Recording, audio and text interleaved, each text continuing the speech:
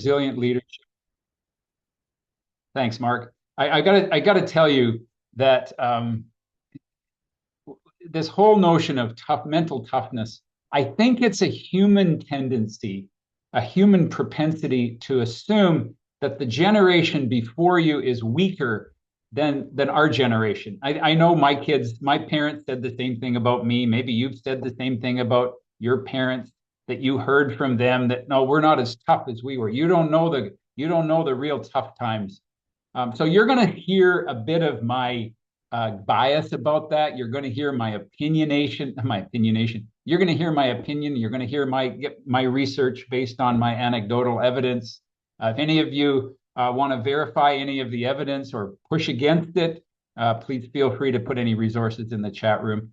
My purpose today is not, you're going to get my self-righteousness a little bit in this. You're going to get my opinions about this. I don't have an answer. I only have opinions. I don't have this corner on the truth here. I'm going to own that. And I hope that we'll get some pushback when we get some conversations afterwards. But I'm just here to start a conversation.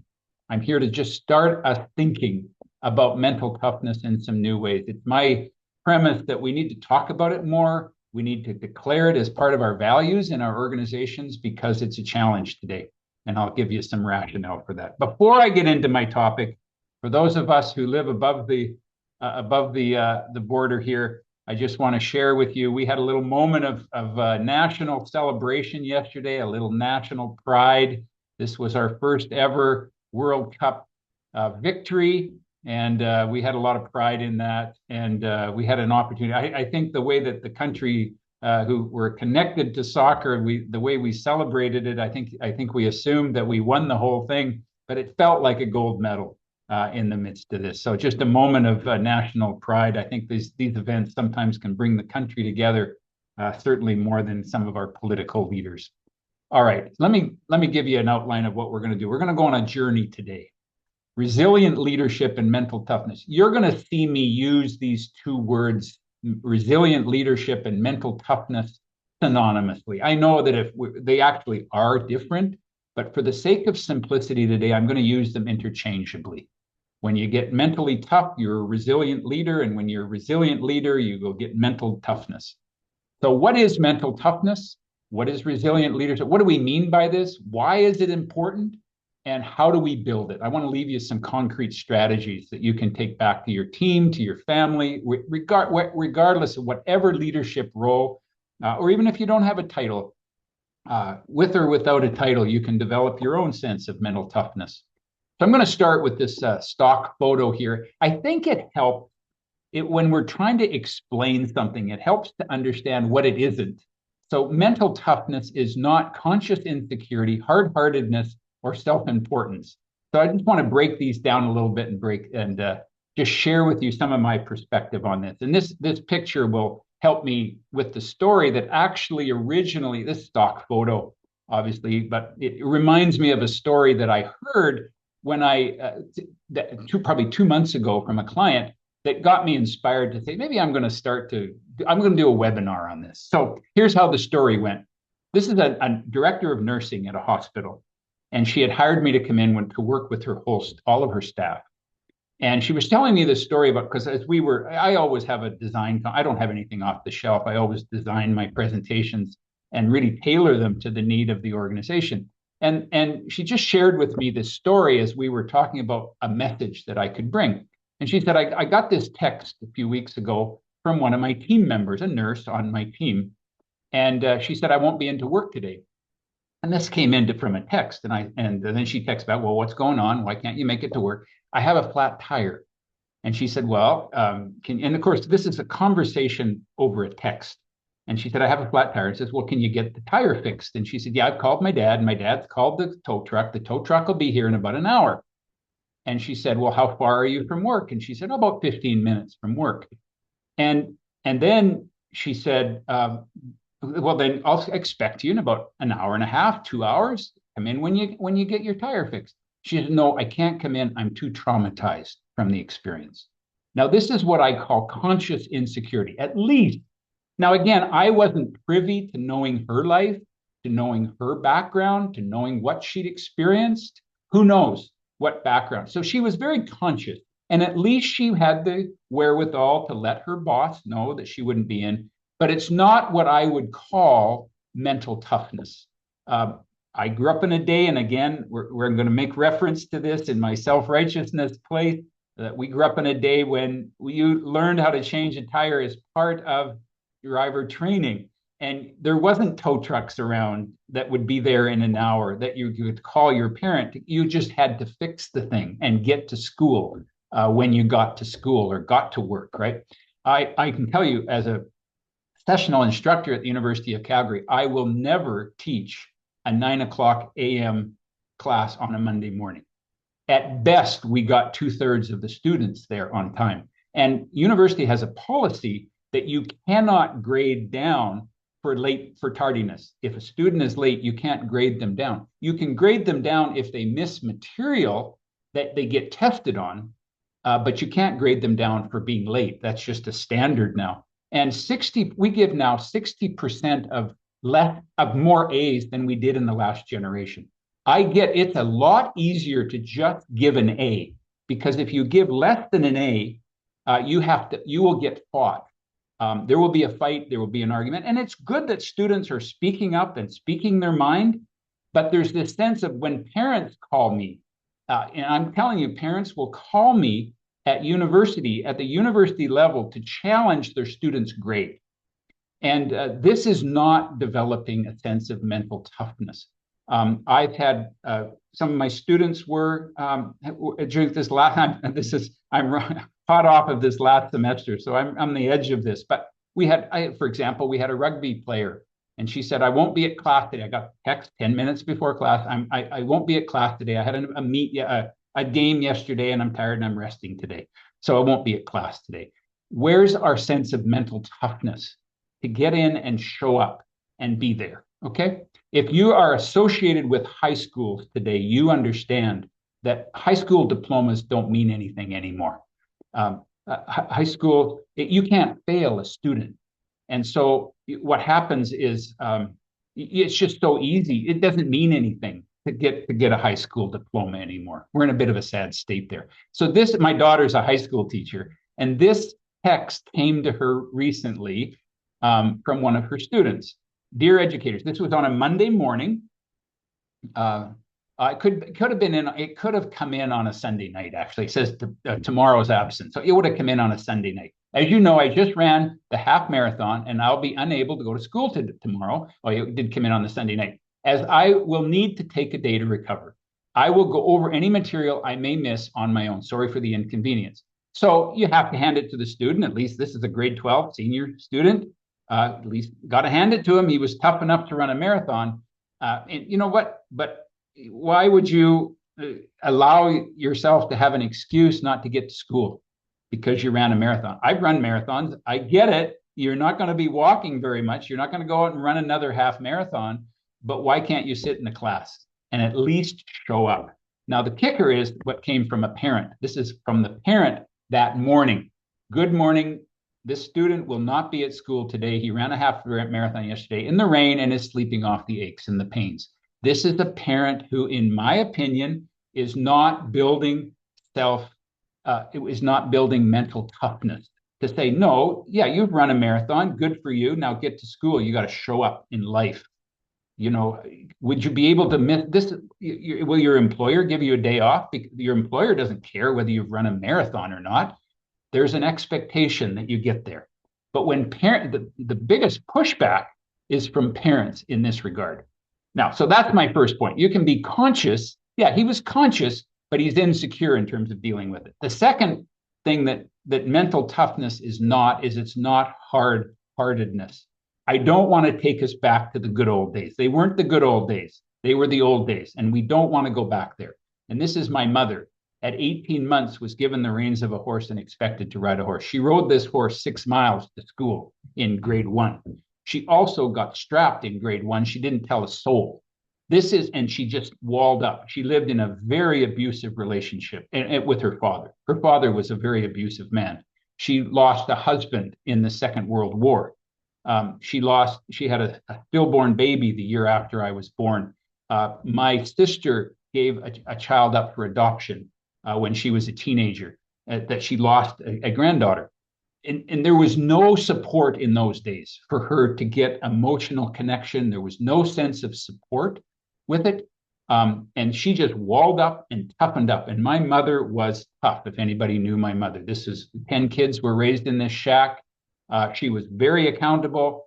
She was tough, but she didn't have sensitivity. And this is what I want to say is it's more than just being hardened. It's more than just being strong. There also is a heart component that we need to bring out, a sensitivity component to make it, in my definition, a mentally tough person. Now, I like to show these slides. I don't know if any of you have seen these documentaries or the movie with Alex Honnock, who had climbed Mount Capitan without ropes. The guy has nerves of steel, but I'm going to tell you, I don't know this guy. I've just watched him. I mean, the guy is on a different planet. And I'm going to suggest, without knowing him, he would not make a great leader in an organization. You can't have nerves of steel like that and have any degree of sensitivity or empathy for other people. I don't know what he'd be like to live with. I understand he is in a relationship. I don't know what that relationship would be like, whether it's someone that's just like him or just can accept him for who he is. But he's on some kind of a spectrum.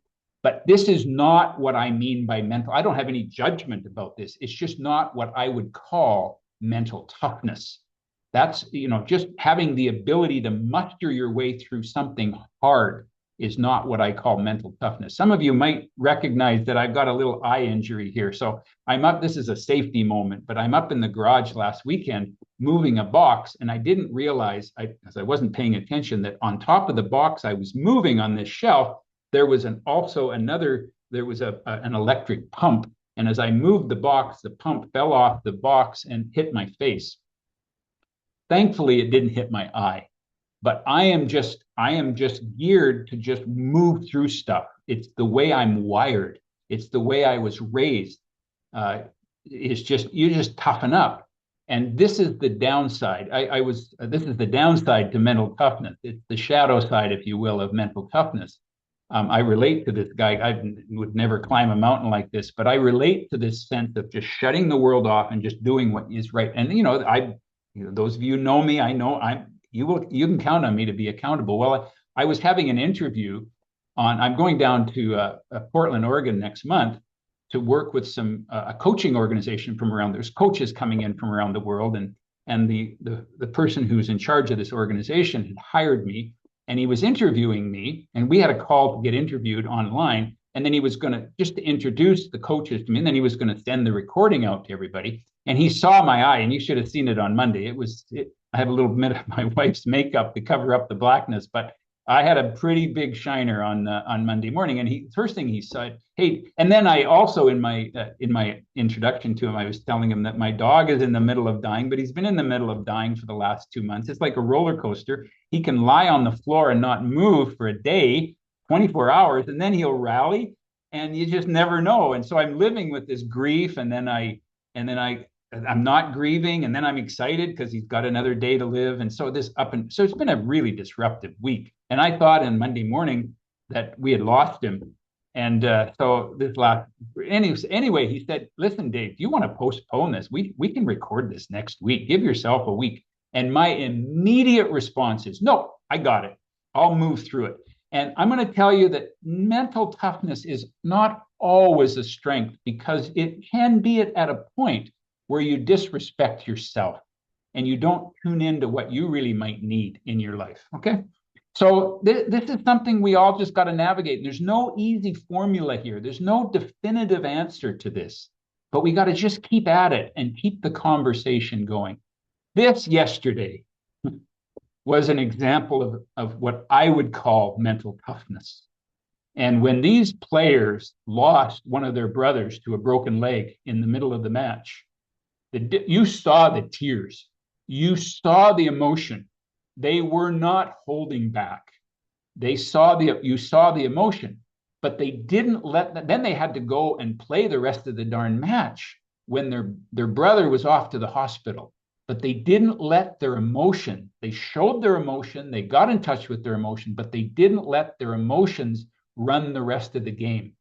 They didn't put their emotions in the driver's seat. They felt their feelings and then they moved on. It was a beautiful experience, an example. And again, I had my radar on it because I knew I was doing this webinar today, but it was quite a touching moment, that whole thing, how they rallied from it. And then the last point is mental toughness is not about self-importance. It's not about a lack of humility. Just because you put a crown on your head doesn't make you a king. And so mental toughness doesn't mean that you appear to be bigger than you are. It's humility. You're not the smartest person in the room. And recognizing that humanness and that humility of where your strengths and where your limitations are. That's what I would call this is not what mental toughness is. So feel free to throw it in the chat what your opinion about what mental toughness is and why it's important. And Mark, feel free at any point if there's some highlights. I'm more of a conversationalist than I am a chat person in the chat. But if there's some highlights in the chat, feel free. I don't mind being interrupted. I've worked with grade 9, so don't worry about interrupting me if you want to throw some ideas in here if there's some good insightful. So I'm going to give you some historical perspective about why I think we're moving into a world where we're being challenged with mental toughness in terms of responding to what's important in life. If you were born before, I always like to show this slide, some of you in my leadership program have seen this, but if you were born before about 1975, these were the playgrounds that you played on. And we can look at this today and say it was insane, but frankly, you just developed toughness. There was no parents around, there were no teachers around. And if there were bullies on there, you just learned to deal with the bullies, or you didn't. You got thrown off of this stuff. You went home with bruised and broken bones, and you just sucked it up. And again, there's a good side and a bad side, a trap side to this. But the fact is, it was an environment that built mental toughness. If you take a look at our playgrounds today, you cannot get hurt on playgrounds today. They are so well built that you can't get hurt. And the interesting thing is that if you go and watch a playground, you will see a preponderance of adults, a preponderance of parents that are there. Now, the good side to this is parents are more involved in their kids. I don't think my parents ever went to a playground as long as I can remember. We just went and figured it out. We stayed till you stayed out and played until the street light came on. And you just figured this stuff out. And what's happening today is that we haven't got this sense of resiliency in our life because we've got somebody there to catch us all the time. If you fall off of there and break your fool neck, don't come home crying to me. This was the mindset that I had growing up. And if you fall today, it's if you fall off and get a boo-boo, we'll sue the state, county, and school district. And so we live in this constant sense of fear that we got to make sure we protect kids so that we don't get sued, right? Hard times create strong people. Strong people create good times create weak people, and weak people create hard times. It is cyclical, and I'm assuming, going to figure this out, but I got to have my voice along the way to say, do we really need to make it so easy for people? It's been said that a bird sitting on a branch is never afraid of the branch breaking. It's because her trust is not in the branch, but it's in her wings. We have a generation who I wonder has spent our time raising young people so that we strengthen the branch instead of strengthening wings.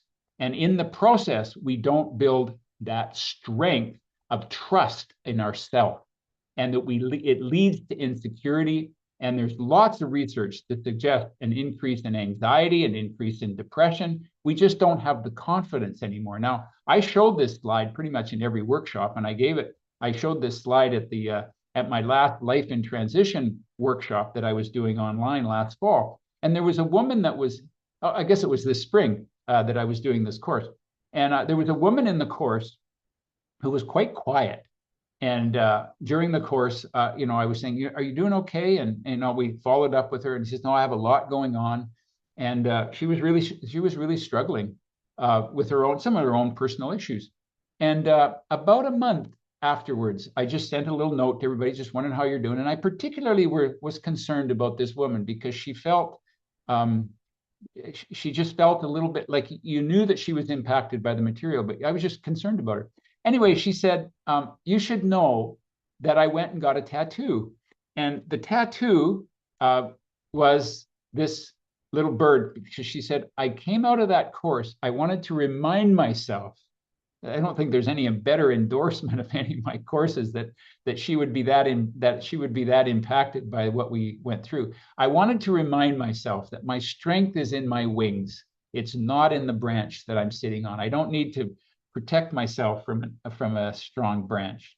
Anyway, so why? So what do we mean by resiliency and mental toughness? It's tenacity and grit for sure. It's being able to handle the hard stuff, but it's also emotional composure. And what I mean by emotional composure is you can show your emotions, but you don't let your emotions run your life. You can be open and honest and vulnerable, but those emotions aren't your reality. Your reality are the principles that you stand on and the values that you stand for and the actions that you take in your life. You are self-aware. You know what's going on. It's honesty. It's generosity. I don't define mental toughness unless there's a sense of the reason I'm mentally tough is not just so I can climb mountains. It's so that I can offer that to the world, so that I can bring toughness to the workplace and make the workplace a better place. Consistent results, and at the corner of everything is strong character. Without character, I don't define it as mentally tough. You could technically define mental toughness and not have any sense of values that you stand for. But I, in my own life, will define character in the context of what we're talking about today as integral to mental toughness. So why is it important? Why care about this stuff? Well, first of all, you get faster recovery from setbacks. You have stronger trust and collaboration in your team. You have less anxiety in your life. You have less entitlement, because when we make life too easy, then we think we're entitled to a strong branch, and the world will revolve around us. If we raise our kids so that the world revolves around kids and that we're always there to catch them, they end up in the workplace and they don't have any sense of their own strength in their own wings. Consistent results, increased well-being, and better retention in your organization. And again, if people have some why here, why care about mental toughness that I don't have on my list? I don't have a definitive list. I only got one page on the slide. So feel free to throw stuff in the chat room, and we can have a reaction. And this is my daughter, who's a master potter. You can't be the best version of yourself without resilience, strength, and grit. You can't bring the best of who you are without pushing through some hard stuff. Okay? All right. Now, what I want to do is I call it compassionate grit. So that it's not just grit. There's a compassionate, emotional, sensitive element in the process of having grit. And I'm going to give you 5 strategies that I would propose in this last half an hour of my presentation for you to reflect on. And again, you can apply this to yourself. You can apply it to your team. You can apply it to your family. A lot of leaders in organizations say, it feels like I have to parent the people on my team. And I think that's the case today, is that we end up having to be a parent for people who weren't raised. And it's a lot easier to get it. I mean, it takes 18 years to instill these kind of values in kids. But if you don't get it at home, it's a lot harder to get it at work. But let me assure you that it's not impossible. And this is the work of a leader today. If parents don't do their job somehow or other, sometimes we can help mentor and be a parent to those people on our team. Anyway, define mental toughness as an explicit value, move past niceness, ensure psychological safety, encourage recovery habits, and reframe challenges as growth. Let's go through these one at a time. First of all, define mental toughness as an explicit value. What I would suggest, we all have value statements, I'm assuming in your organization. If you want to build mental toughness, and even if it's not explicit in your value statements, create your team to say, I'm going to make mental toughness an explicit value. Now, I always say values need to be aspirational, not descriptive. So what we want to do is we want to build mental toughness, and we're going to use values as a tool to help us build mental toughness on our team. Make it a specific, explicit value.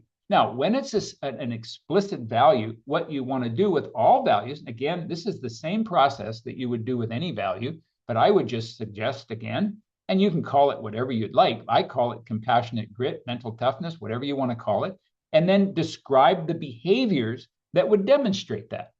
Showing up on time and engaged, a generous mindset, having a practice in your personal life. I talk a lot about a practice. What a practice is are those things that you do consistently, whether you feel like it or not. And most of the time you don't feel like it when you do it, but when you do it, you feel better about yourself. You feel stronger. It takes strength to show up in those practices every day.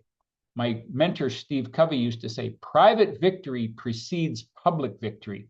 Do something hard every morning. That practice might be an exercise program in the morning. It might be a meditation. It might be taking, the nice thing about dogs is you got to take them for a walk, whether you feel like it or not. And you don't feel like going out the door with them, but you get that walk in and you feel better about yourself for having done it.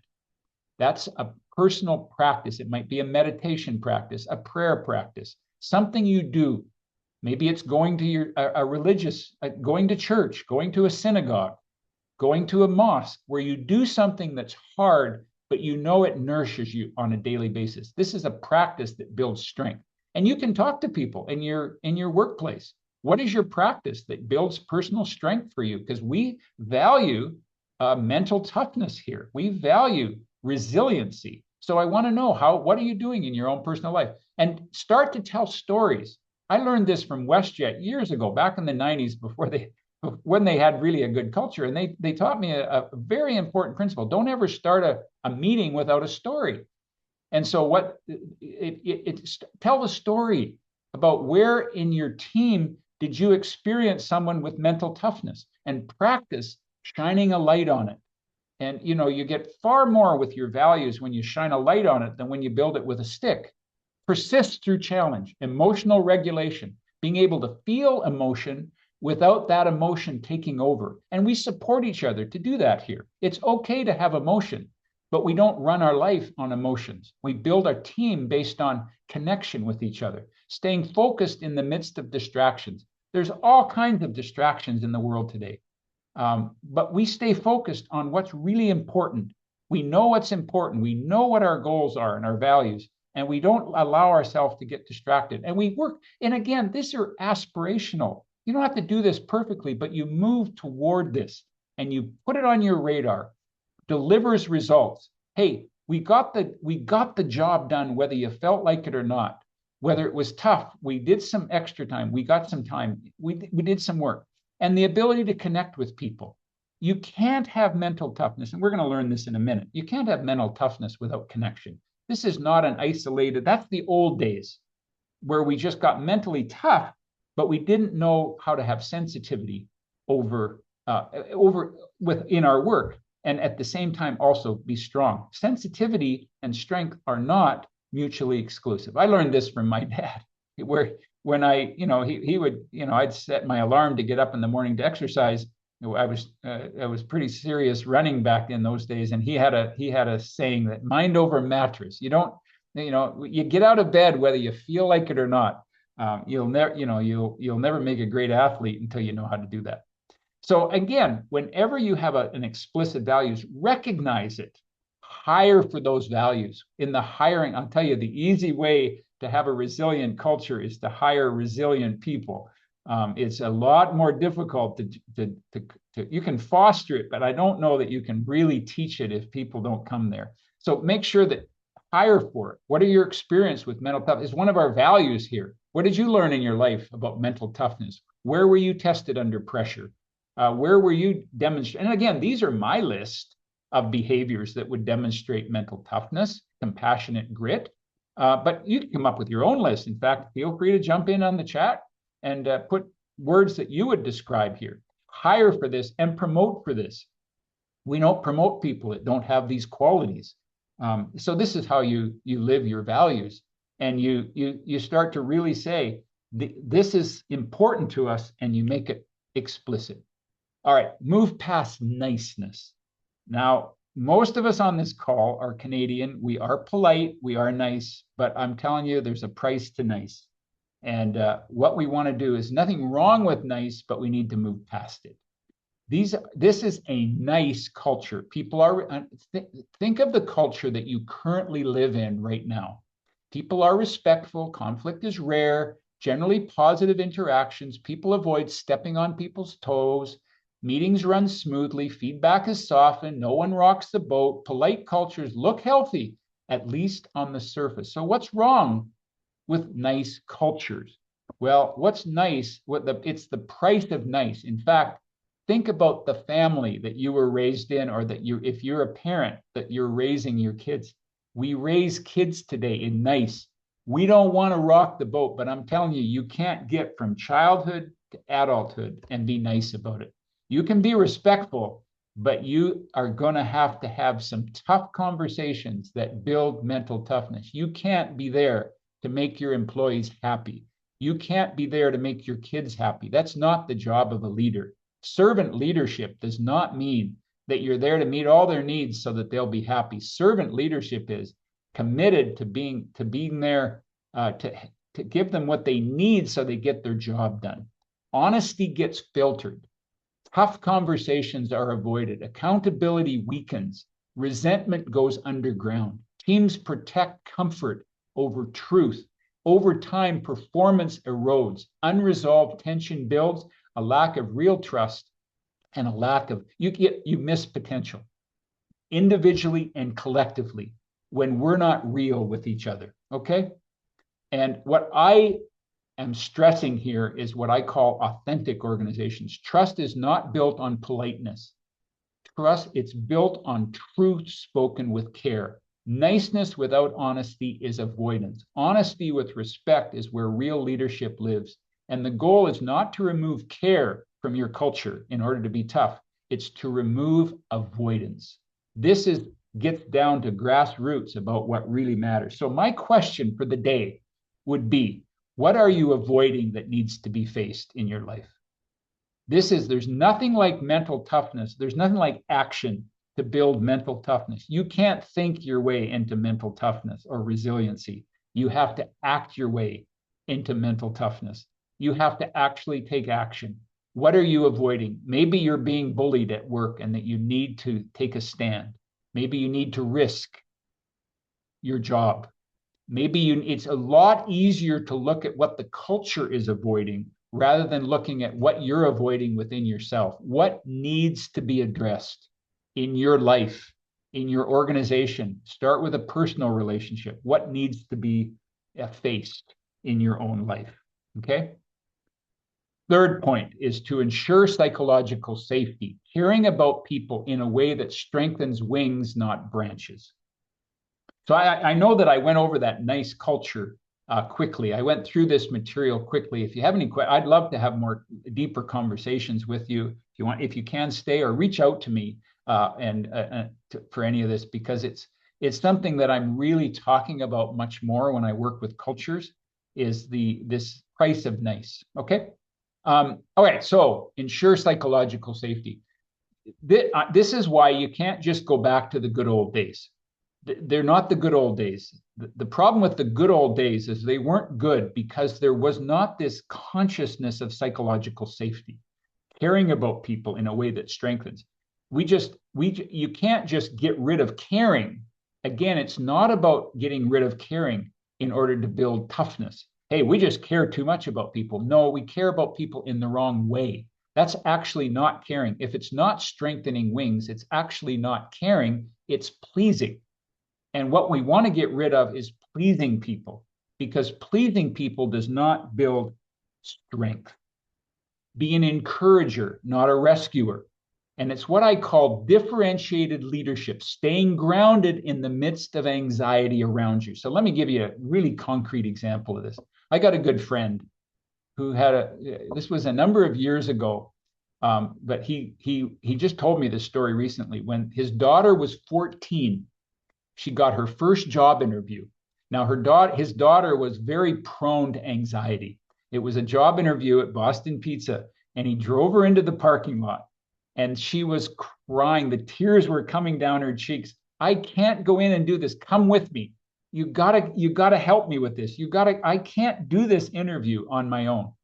And he turned to her and said, I love you too much to do this with you. I will be here when you're done, but you can do this. He was an encourager. You can handle this. And she went in on her own and she got the job. She felt much stronger about herself because she did it on her own. Now she's now one of the top ultrasound technicians in the province. She's now finished her university and is a real leader in her field. And what this individual did as a father was what I call differentiated leadership. He held his ground. He stood for principles. His job was not to make her happy, was not to rescue her. His job, and not to put his ego into it, his job was to strengthen her wings, not to make it easy for her. Holding the space for honesty, compassion, and courage. This is creating a place that's psychologically safe. But what I mean by psychologically safe is there's 3 zones in life. There's a comfort zone, there's an uncomfortable zone, and then there's a red zone. Where none of us are going to are going to grow if we end up in the red zone. And we need to know when we've put people in red zones. We don't need to put people in red zones, but where safety lies is the zone of uncomfortable. This safety means that safety isn't necessarily comfortable, but safety is where we grow. Safety is, I can be safe to be uncomfortable. And that's the line of a real mentally strong, compassionate, gritty, if you will, leader. That's the goal here, is to support people through the uncomfortable.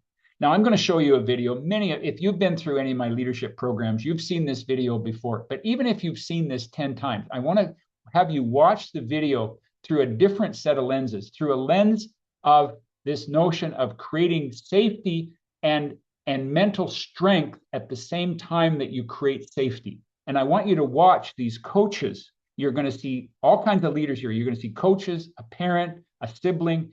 Watch how, and a very courageous young lady. And I want you to watch how they create a psychologically safe organization in this small little video that builds mental toughness, not by rescuing, but by supporting.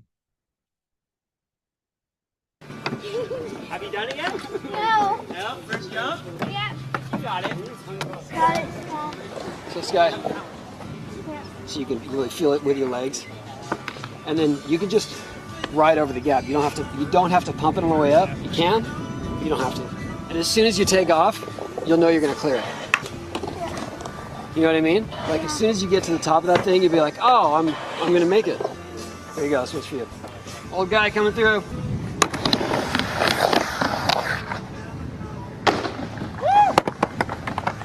Crazy.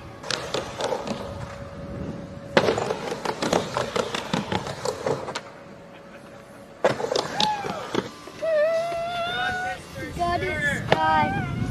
You got it, Sky. Okay.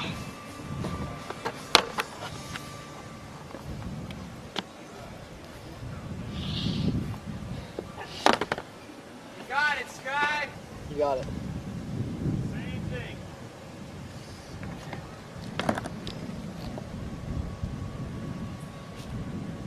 You got it. You got it, Sky, for sure. 100%. Full confidence.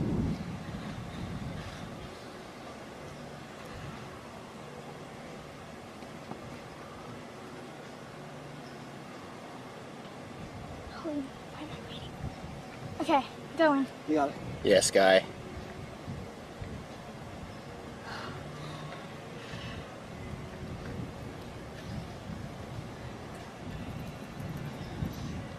Okay, just gotta go. I've got it, Sky. Just go it. Okay, I'm going. Same thing.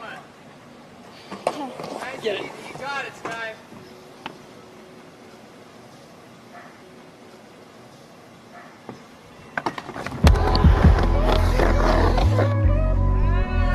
Yeah! Look better than mine. Yes, guy.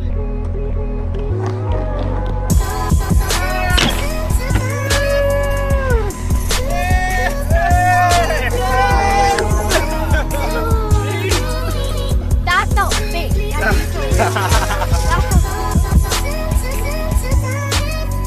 guy. Nice.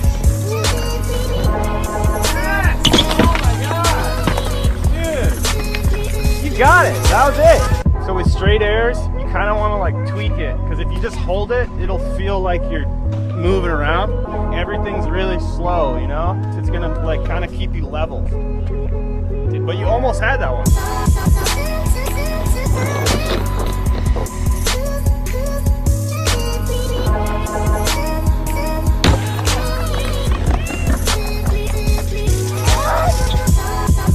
Third try!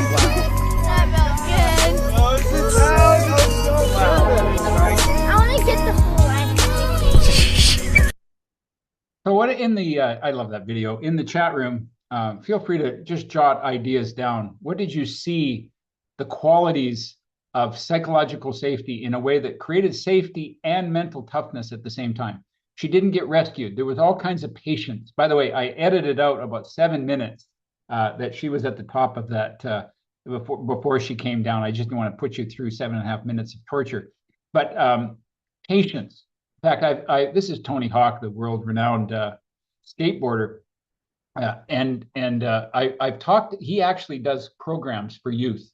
And there was a fellow in one of my leadership programs a few weeks ago who had taken a group of kids down and taken them through that and through his program.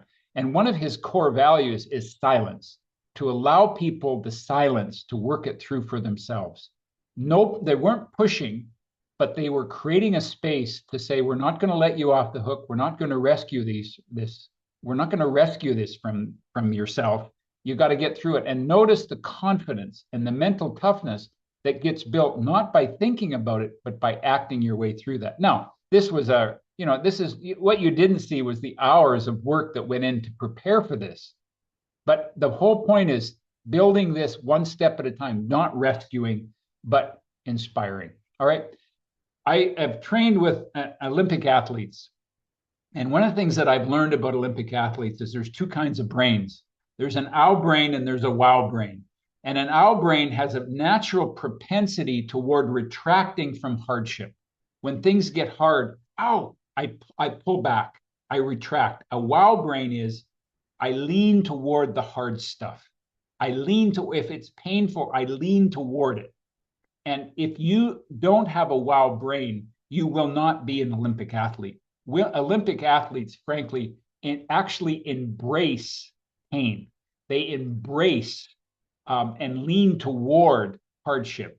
If you lean away from it, you'll never really achieve your potential. And you have to work consciously at creating a wow brain in your mind. And it's an interesting exercise to say, hey, how do we support each other to develop a greater wow brain in our family, in our organization, on our team?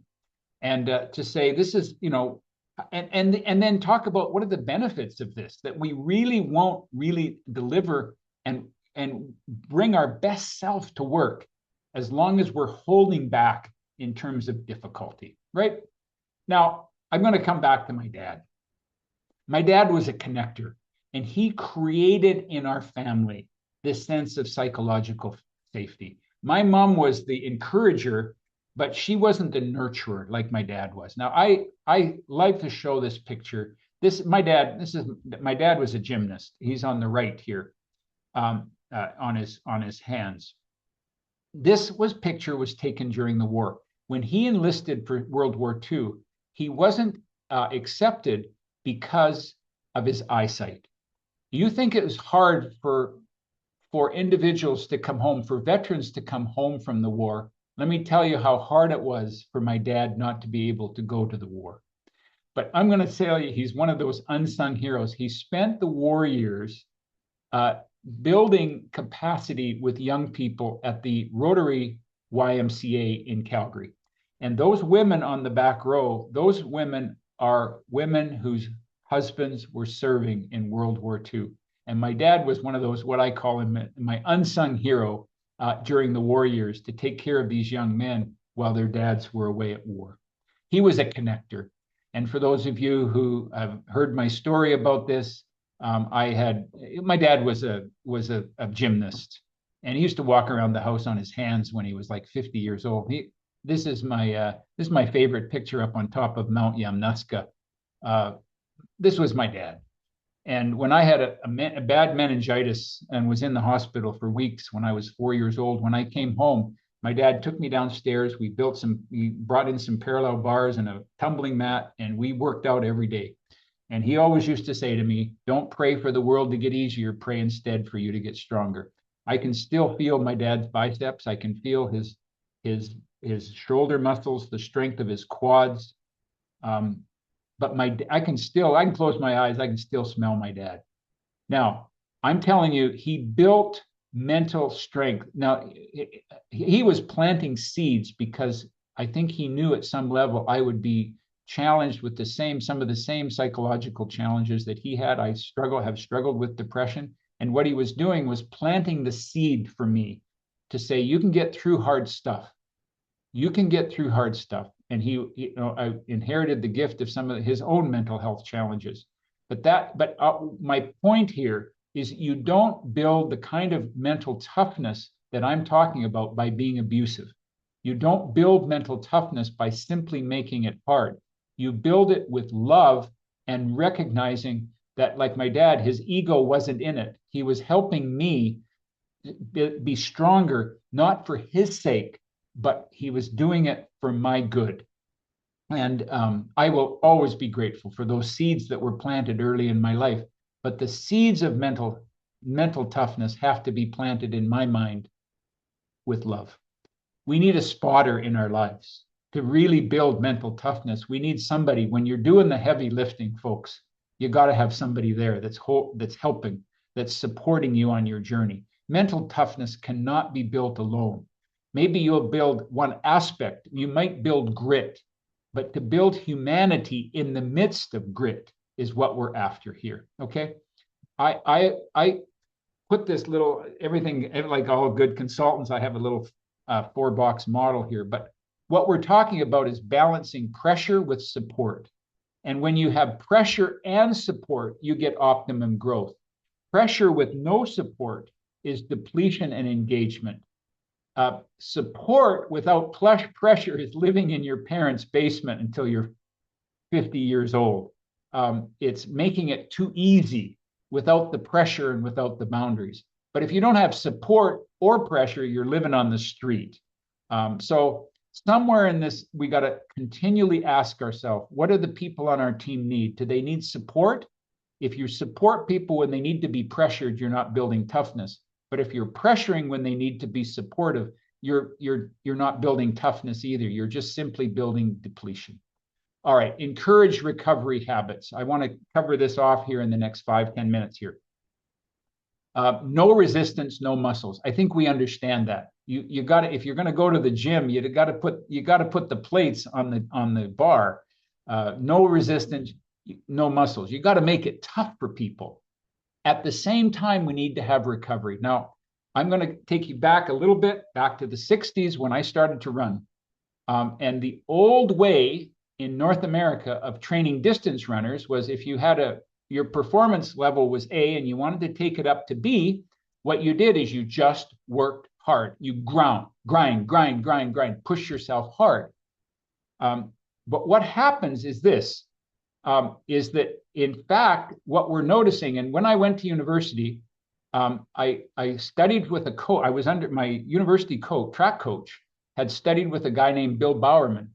And Bill Bowerman had researched this. And what he was finding in the States is that this model of continual push, we don't do that. If you're a long distance runner right now, or have any kind of athletics, you don't use this anymore. But back in the 60s, this was the model. And what would happen is you got results for a while, but then it would plateau. And it would either, you would either coast, you would either, no matter how hard, you couldn't progress anymore, or you would crash and get injured or burned out. And what Bill Bowerman did was in the 60s. Now, Bill Bowerman was a very successful university track coach. And what he was doing is he was observing the athletes that came through his program, and he was observing what was happening in distance running. Now, this is before the Kenyans, but back in the 60s, the Americans were not achieving to the level that other countries were. And one of the countries that was excelling at distance running was New Zealand. So Bill Bowerman went to New Zealand and studied how they were training in New Zealand. First of all, they were running barefoot on sand dunes, but aside from that, they had a whole different philosophy of running. And the whole philosophy is it was based on cycles, not on constant pressure. Fatigue, recovery, overload. Fatigue, recovery, overload.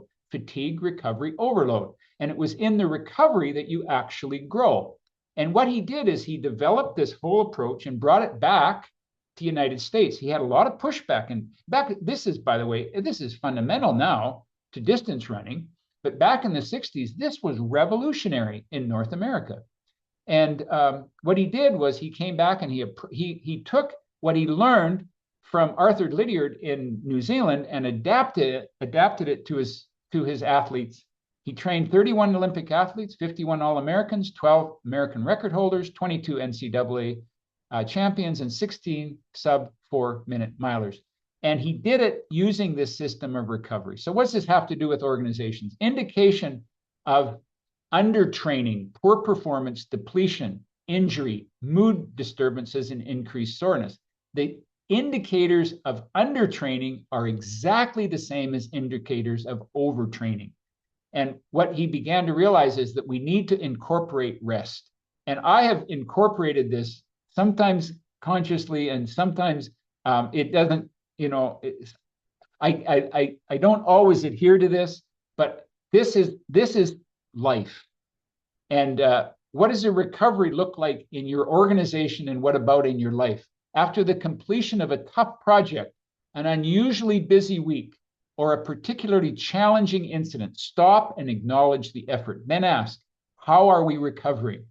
How can we support you with this? How are we supporting people to recover in a way that extends generosity to our workplace?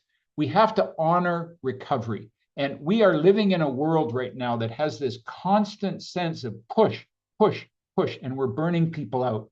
And it's my premise that if we're going to build toughness, paradoxically, we have to build a recovery process in it. Now, is that recovery process, don't come to work today because I'm going to call in stiff from a marathon that I ran? Well, this is where we all have to come to grips with this. How do we recover in a way that supports the greater good as well as respects ourselves? And this is something that we got to wrestle with. Are we running from, or are we recovering? And this is a question to ask ourselves. Recovery habits. What, after a tough project, stop, do a check-in, do a debrief. What went well? What was hard? How do we deal with it? How do we get through the hard? How do we support each other? And what did we learn? These are developing these recovering habits. Okay. And my last point, folks, and then I'll shut this thing down and we'll open it up for some discussion if you can stick around, is to reframe challenges as growth. Lead by example. So through the lens of mental toughness, adversity is viewed as something wanting to be born. What is this crisis that you're faced with? What is this difficulty that you're faced with right now? What is it making possible? Through the lens of mental toughness, embracing a time of great difficulty, allowing the pain to break us open so that a stronger, wiser, kinder self can emerge. You don't get through difficulties, you don't get through life and reach your full potential without some difficulties, folks. We delight in the beauty of the butterfly, but rarely acknowledge the challenges it had to go through to achieve that beauty. You can take And your life is a novel. It's not a chapter. And what chapter are you in right now? And is there some difficulty that you're getting through that you need to develop some recovery? You need to develop some support.